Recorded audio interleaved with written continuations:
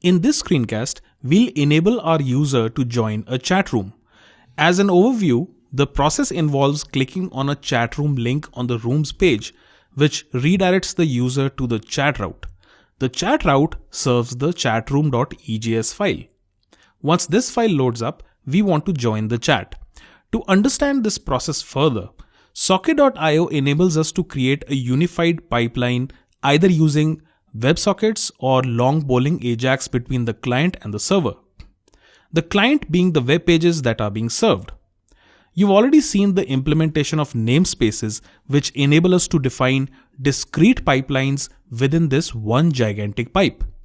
Our rooms list namespace is used on the rooms page, while the chatter namespace is used on the chat room page or the chat route to be specific. Now, focusing our attention on the chatter route, SocketIO enables us to define rooms or arbitrary channels within these namespaces.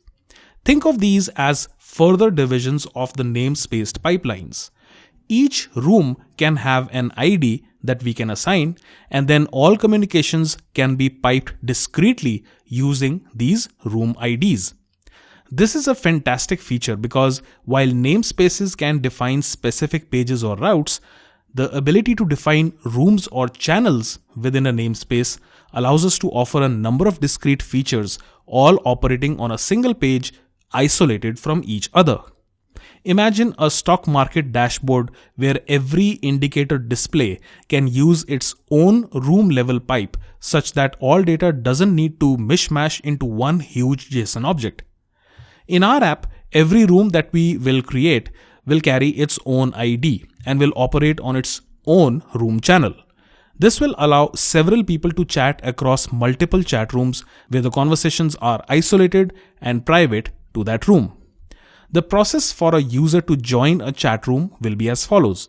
When the user clicks on a chat room link on the rooms page, the link takes him to the chat route where the room's unique ID or room ID is sent along as a URI parameter.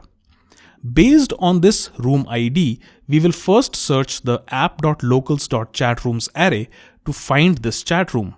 Once we are able to locate this chat room, we will then establish the identity of the user who's trying to join the room. Since he is logged in and his unique object ID is stored in the session, we will fetch the same using the bridge we had created earlier between SocketIO and Passport using the Express Session middleware. We do this because we do not have access to the request object, which is where we usually access our session data from. By utilizing the bridge we created earlier, we can easily do a reverse lookup to get the active user's object ID and use this as the unique identity for the user. Once we have this, we check the chat room's user array to see if the user is already in the room or not. It is possible that the user is already in the room and he just reloaded or refreshed the page.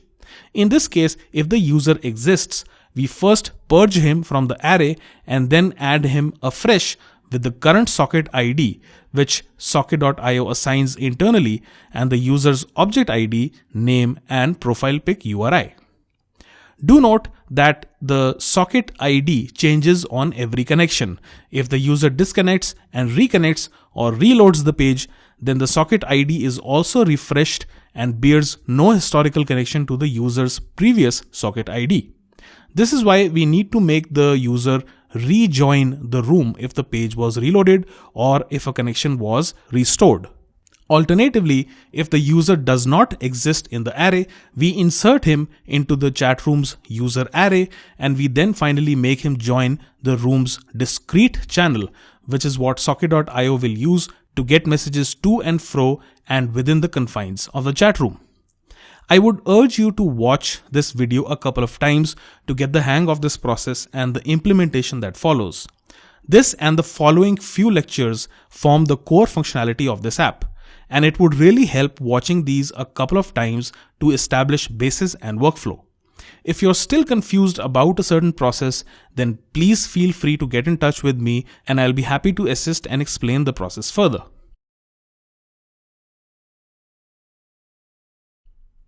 So one thing I totally missed out earlier was to include the EJS template code in our chatroom page title tag as well, so that the topic of the chatroom displays here as well. Now, this page has to listen to the chatter namespace as you can see here. So it's time we go back in our socket module on the server and use the io.off method to listen to the chatter namespace. Once we get a connection between the client and the server, we'll have access to the connected socket so that we can then attach our event listeners as needed.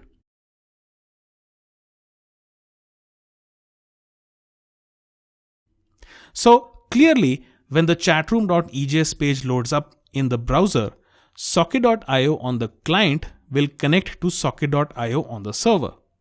When that happens, on the client, we'll get the connect event.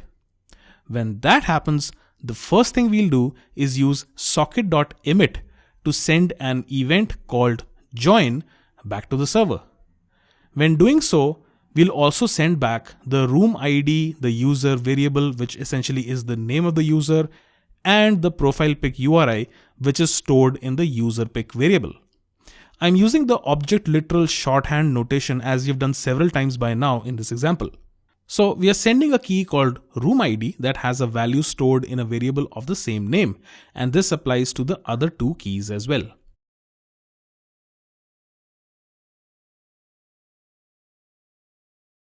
Back in the socket module, let's use the on method to receive the join event, and for now, let me just console log the data out to see what we're getting.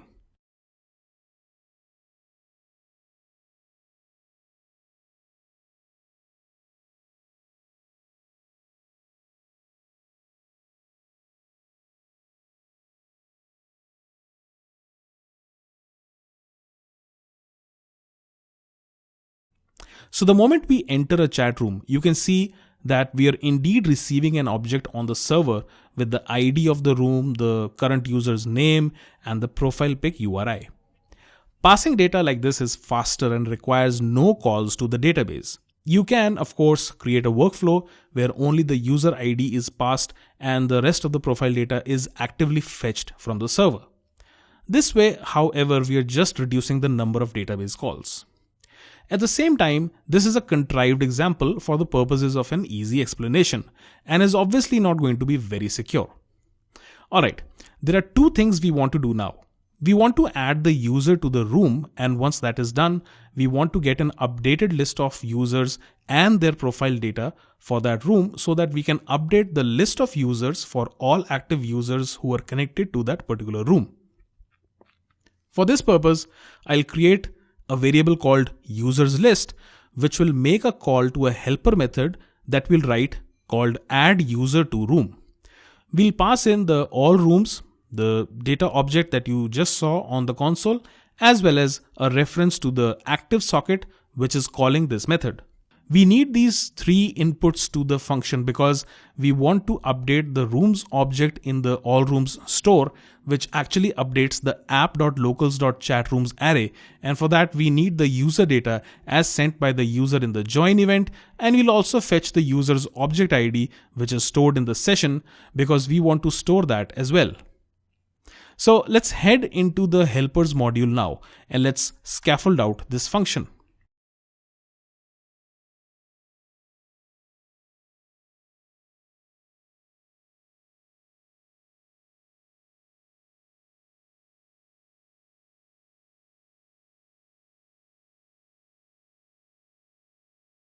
The first thing we want to do is to fetch the desired chatrooms object from the chatrooms array.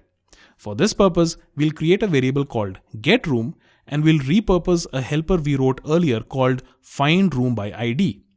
Since the data object contains the room's ID, we'll simply pass that to this function along with the obvious reference to the allRooms array. If a room with the given ID does exist, then that room's object will be returned to us in the getRoom variable. Otherwise, we'll get an undefined.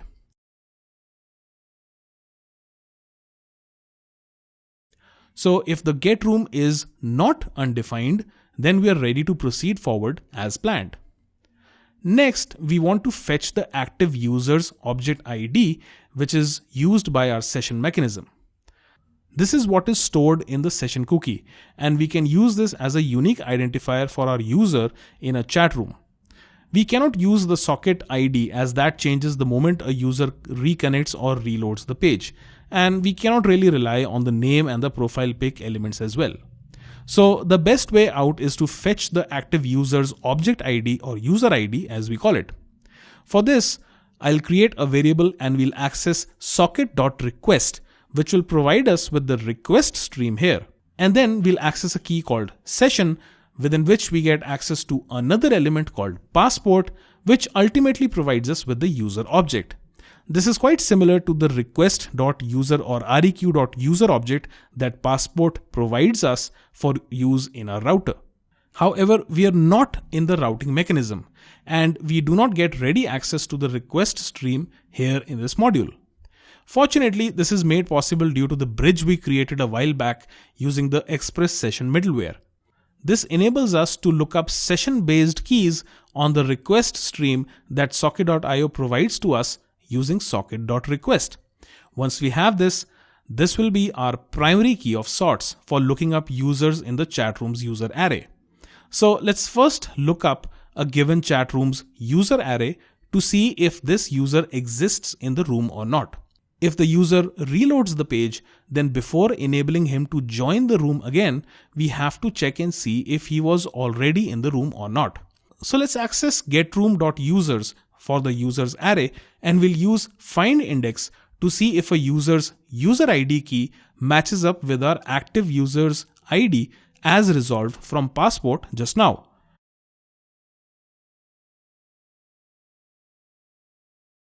If our active user was already in the room before, this means he's attempting to join this room again. Imagine the user opens two browser windows and attempts to join the same chat room in both the windows. We don't want the user to be present twice.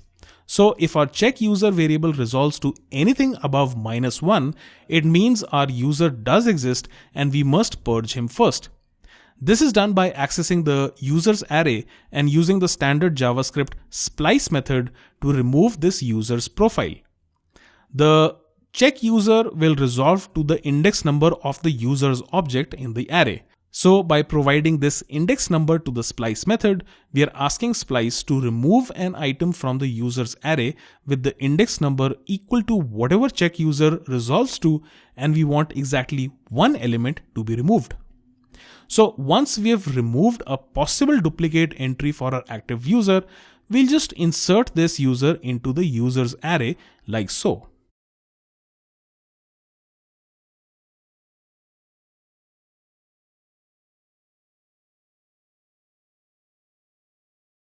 We are also adding the socket ID to this object. This is fetched using socket.id and is a unique value that socket.io assigns every time that it creates a connection.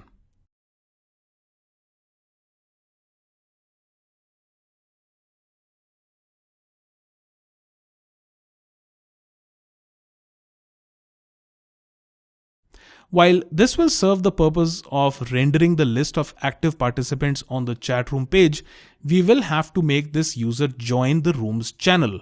This enables a user to send messages to only the chat room that he joins and not to everyone who is connected to our app.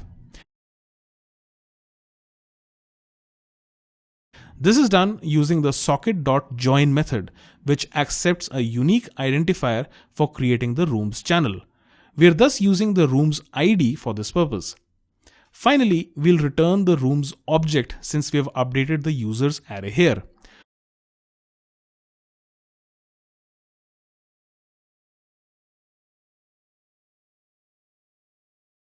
To summarize, we first fetch the desired chat room's object. Then we fetch the active user's unique object ID or user ID as we call it. Then we are checking to see if this user isn't already in this chat room. If so, we'll purge him first before we insert him into the chat room's user array. And finally, we make this user's active socket subscribe to the room's channel so that he can communicate discreetly within the confines of this chat room. Now back in the Socket module, our next task is to send an updated list of participants to all users who are currently in this chat room. We'll do this in the next screencast. For now, let me just console log out the user list variable, which will have the chat room's object as returned by the add user to room helper method. And before we forget, export the add user to room method from your helpers module like so.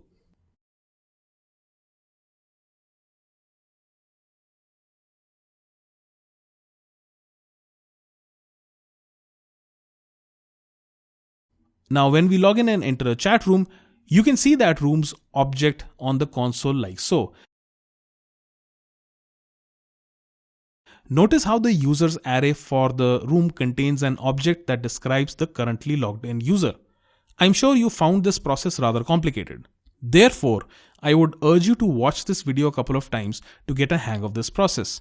It isn't complicated at all once you know why we are doing what we are doing.